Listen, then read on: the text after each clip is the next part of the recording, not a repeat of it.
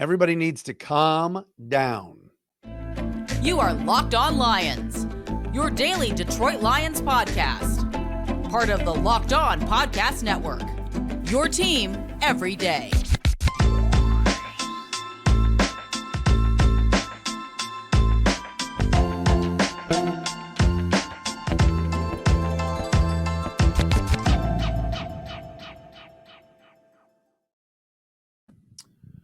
What's happening, everybody? Matt Derry with you. It is another installment and episode of Locked On Lions right here on the Locked On Podcast Network. Your team every day on a Monday, August 7th and a Tuesday, August 8th. Another week is upon us here for Lions football.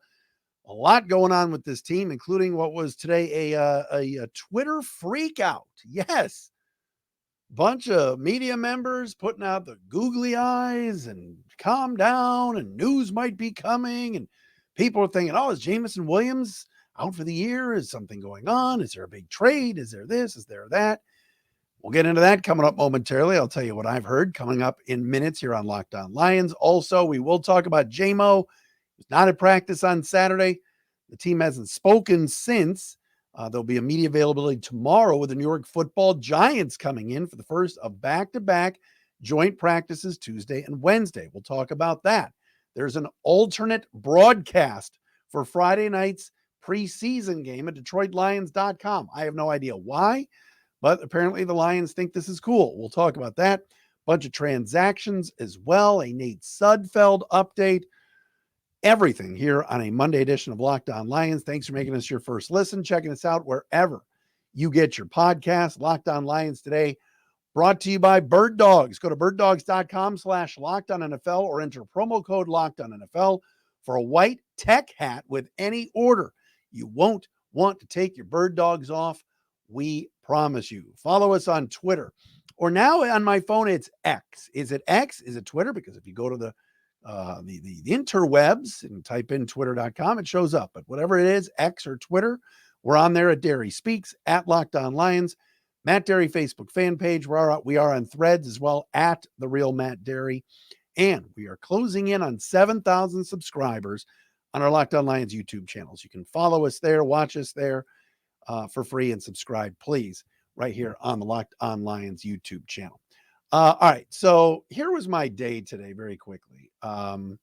As many of you know, I do have a day job. I run marketing and business development for a company called Financial Architects in Farmington Hills, and the Q5 experience, which is business succession planning. I love my job, been there for 4 years. It's been great. I had to go to Farmington Hills today to go into the office. I got to go in tomorrow, and I'm driving home today. I stopped off at a friend's house. The legendary Jake Von Erich, to give him his belated birthday present. And on the way home, my phone's blowing up. What's going on? What are you hearing? I'm like, what? What am I missing here? And I refresh Twitter. I talk to people. I talk to my inside people in Allen Park. I've heard nothing all day. And then I'm getting just bombarded with messages. What's going on? Why are Lions insiders? Why is Lions Twitter freaking out? And I'm looking it up, and I saw a few things. When the team is good like this and has all these expectations and people are excited, then just the social media scene blows up when there's something, even something as small as the possibility. And I don't have this on record. I don't have this confirmed, but if Teddy Bridgewater is coming, is that big of a deal? Like, is that big of a surprise? No.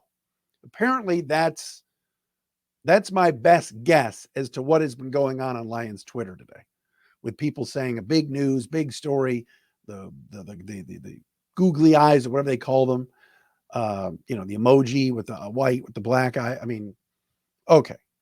But after Saturday, I received a text from somebody that said Nate Sudfeld was brutal today. This was on Sunday morning about Saturday's practice. He was brutal yesterday. Threw an interception, threw a couple of them, including one right in the breadbasket of one Julian Okwara. And it led me to believe that it would be pretty quick where the free agent backup quarterback who was in for a visit recently, Teddy Bridgewater, would sign. It sounds like that's coming to fruition. I have not confirmed that, but that's what, to me, it sounds like this whole Lions fan Twitter freak out is. I mean, literally, I have people texting me all afternoon. So it's great that there's interest. This is very exciting. Hey, Teddy.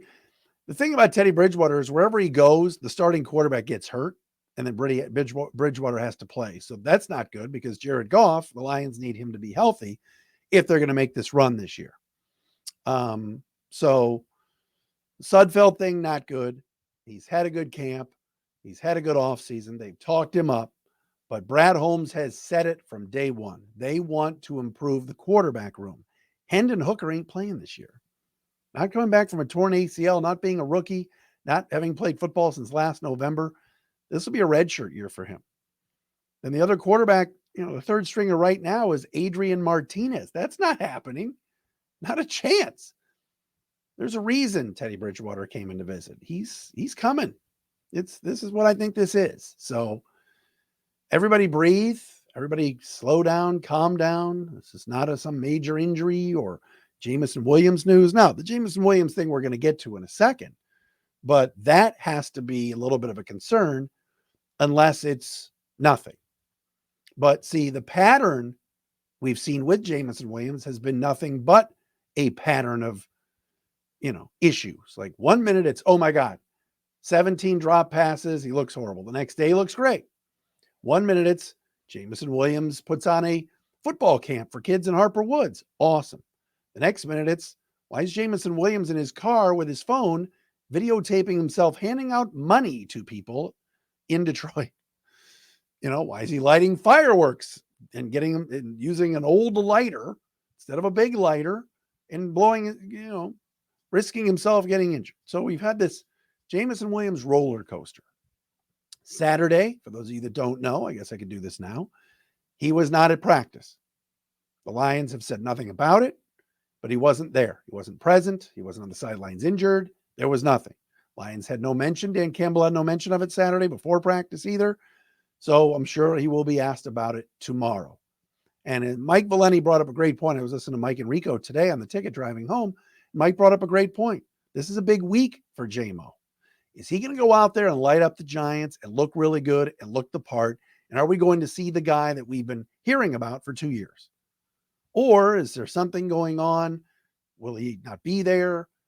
Is he going to drop a bunch of passes? These practices tomorrow and Wednesday are huge. They're bigger. These practices are bigger than the game on Friday, because the game on Friday, many of the regulars won't play. So joint practices with the Giants who come into town is going to be great. But it'll be important for Jameson Williams to show out, look good. Giants defense was pretty good last year, physical. So that's going to be big. But not being in practice this past week or on this past Saturday begs questions. Where is he? What's going on? Is everything okay? Was there a death in the family? Was he not feeling well? So we'll have to wait and see. But yes, I agree. Jameson Williams is good this week. That's going to ease a lot of the tension that I think Lions fans feel about him and some of the uncertainty that goes with having Jameson Williams on the team. All right, coming up next, we got some transactions. We've got some news on an alternate broadcast and Jared Goff slinging arrows at the Detroit media. We'll get into that coming up next as well. First, though, we got to tell you about our friends at Bird Dogs. Bird Dogs are unbelievable. Khaki shorts, khaki pants, they make you look good. Stretch khaki shorts right now are designed to fit slimmer through the thigh and leg, giving you a truly sculpted look.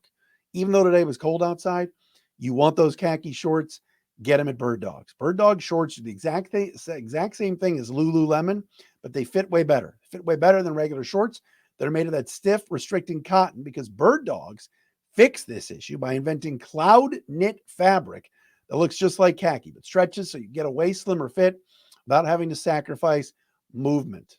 All right. Bird Dogs are awesome. I've got the pants. I got the khakis. They sent me some shorts recently, and they are very, very comfortable. I love them. All right. And you're going to get a little free gift right now, a white tech hat with your first purchase. So you go to birddogs.com/LockedOnNFL or enter promo code LockedOnNFL for a free white tech hat with your order. That's birddogs.com/LockedOnNFL or promo code LockedOnNFL for a free white tech hat with your order. You won't want to take your bird dogs off. We promise you. Best khakis around. Got to tell Jim Harbaugh about them. Bird dogs.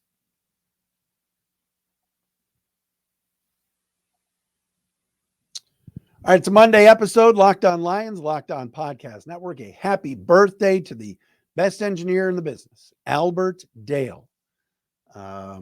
Old friend of mine, longtime friend, a guy that works so many different games, whether it's Compass Media or the road team for the NBA. He and I worked together on Pistons for many, many years. You may know Albert with the Fu Manchu and the ponytail, although he doesn't have the ponytail anymore, but one of my best friends. So happy birthday to my man, AD Albert Dale. All right, what should we do next? Let's do this. Jared Goff had some interesting comments. He was on the Pardon My Take podcast with Big Cat and PFT. And I don't listen to them, but they are good. And they're like the number one podcast. So maybe I should, but I did watch some of their clips, and they were in town for Grit Week, and they interviewed Dan Campbell, was very good. And I think the Big Cat guy, Dan Katz, he's pretty good. And they were on the Barstool podcast, Pardon My Take, which is very popular. And they interviewed Jared Goff the other day. And they were asking, and Big Cat said to Jared Goff, you survived the whole bridge quarterback scene. Like, you were called a bridge quarterback and you beat it. You beat that stigma. Jared Goff said, oh, thank you, whatever. And Jared was good. And they asked, they kind of asked him about that. How does it feel? And he said, quote, I think there's a lot of media, members of our media that have the easy time writing bad things. And they have for quite some time. And then we kind of flipped the script, and it was almost like they ran out of things to write. End quote. Jared Goff on Pardon My Take, taking a little shot at our media, the writers here in Detroit. I don't get this one.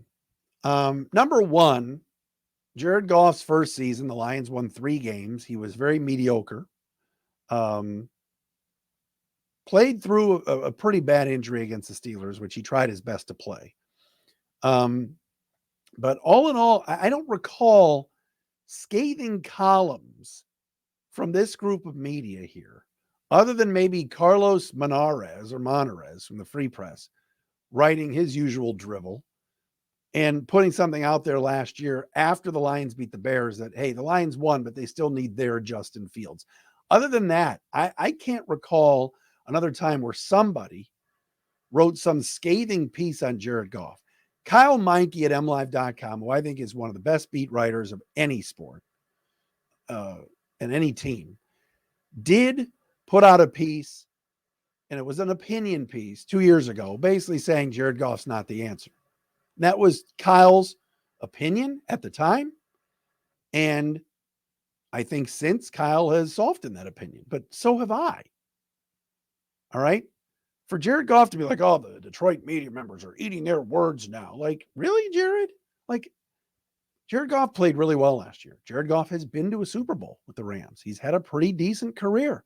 I've argued right here on this program, here on Locked On Lions, he should not be a tier 3 quarterback. He should be a tier 2 quarterback. We went through the quarterback tiers the other day. When people say the best quarterback in the NFC North, I think his name should come up with Kirk Cousins. I think when people say he's not as good as Justin Fields, I think that's bogus and bullcrap. But I'm surprised that Jared went this angle about the bridge quarterback and blamed the local media, our media. Easy time writing bad things. Jared, you won 3 games 2 years ago. You were a sack fumble every game. He fumbled every game 2 years ago, it seemed like.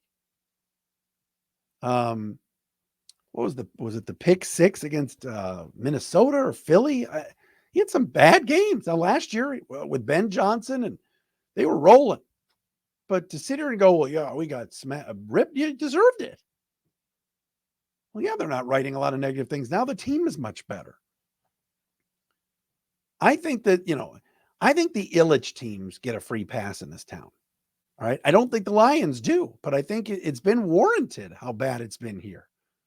So I'm a little surprised he went that route and kind of was saying that the media needs to eat their words now and that it was too negative. especially coming off of Quinn Trisha, you could understand why there was some negativity. Kyle article, even Menares. But I don't think this is a market here in Detroit that has these hit and run columnists. I don't. I think the columnists here are actually pretty tame. Read Greg Doyle in the Indy Star destroying Jonathan Taylor the other day. Check out some of the stuff that's written in New York, Mike Vaccaro, New York Post, and others. Like, we don't have that here. Remember when Rob Parker was here and he destroyed Rod Marinelli? Remember Drew Sharp would be here destroying Brady Hoke and others.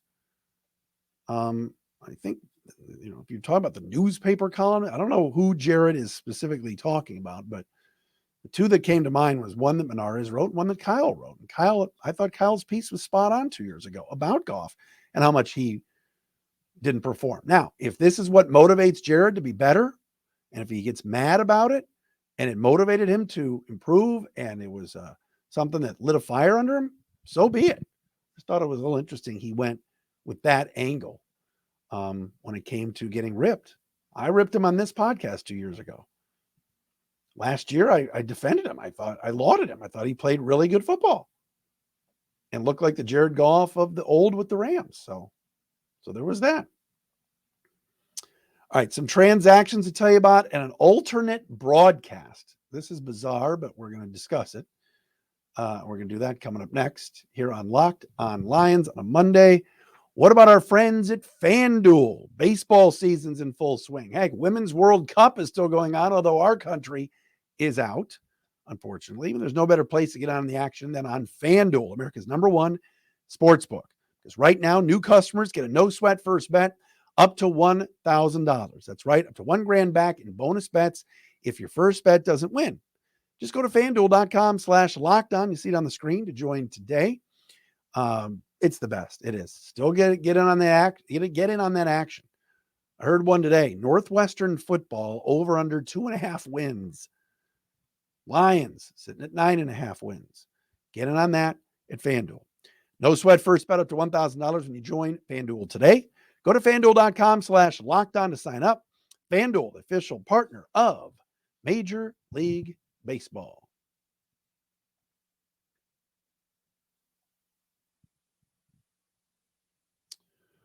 All right, a couple of transactions to tell you about today with your Detroit Lions. The newest member of the offensive line is Bobby Hart. No, not Robbie Hart from The Wedding Singer, and he was The Wedding Singer. But Bobby Hart, ex of the Buffalo Bills, has been signed to a contract. He was drafted in the 7th round by the Bills back in 2015. He's played for the Bills, the Giants, the Bengals, the Titans. He has played mostly right tackle, has started 67 games there. He's played in 98 games. So Dan Campbell admitted the other day that the offensive line, the backup offensive line, has not really shaken out like he wanted to. Ode Abushi, the former Lion, had a workout last week for the team. So the team is in shopping mode, looking for some help and some depth at offensive line. Dan Campbell has said nobody has separated themselves yet along that offensive line when it comes to the backups. We know Graham Glasgow would likely start at right guard if Hal Vaitai is not ready. But other than that, we're not seeing anything yet. So Bobby Hart is in. The team has released long snapper Jake McQuaid, the former Pro Bowler who was brought in to help push Scott Daly, but it looks like Daly has won the job. So McQuaid is out, and the Lions also today officially waived wide receiver and local legend Tom Kennedy after an injury settlement. So Kennedy is now gone. So what that basically means is he's going to rehab and try to get better from what appeared to be a shoulder injury. He'll be paid by the Lions in an injury settlement, and then he's free to sign with any team, but he's got to wait 3 weeks if he wants to sign back with the Lions, which is what C.J. Moore did back last season. But those are some transactions that took place today down in Allen Park, at 222, as we like to call it, Rodwood Drive. Giants coming in for practices tomorrow and Wednesday. I'm excited about this. Lions are going to get to hit somebody else. What's interesting about this whole thing is I'm interested mostly in Kayvon Thibodeau. What's Kayvon Thibodeau going to do this week? Is he going to abuse and do, and take apart Taylor Decker and Penei Sewell? Is he going to have a big week to kind of show the Lions what they missed out on? I'd be very interested in seeing how he does and how the Lions handle him. Supposedly he's at a really good camp. Of course, the Lions took Aiden Hutchinson last year and he was the better player. But watch and see what number 5 with the Giants, Kayvon Thibodeau, does this week and how he performs against the Lions. All right, last thing before we go. The Lions announced something today that I think is a little weird, but whatever.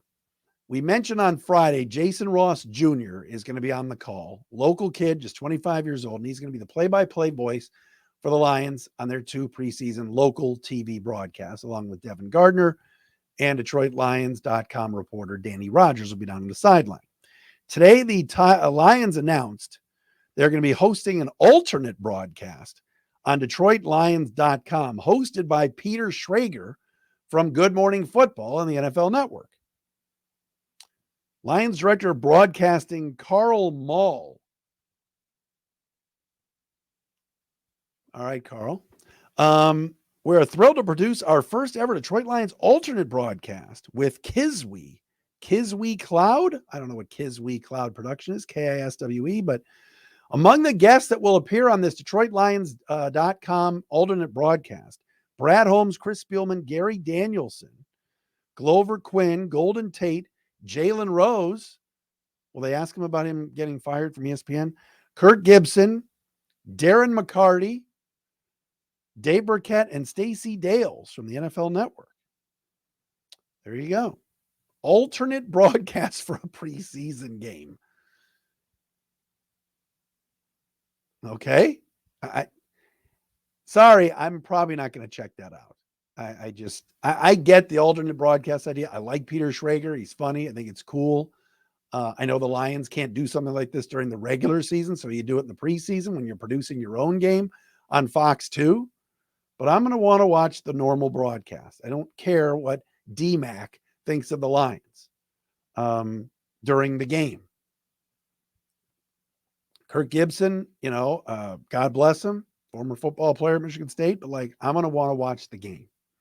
Give the Lions credit. They're trying something creative, but I'm checking out of that one. So, but there you go. You have another option. Instead of just watching Fox 2, you could watch the alternate broadcast at DetroitLions.com with all of those guests.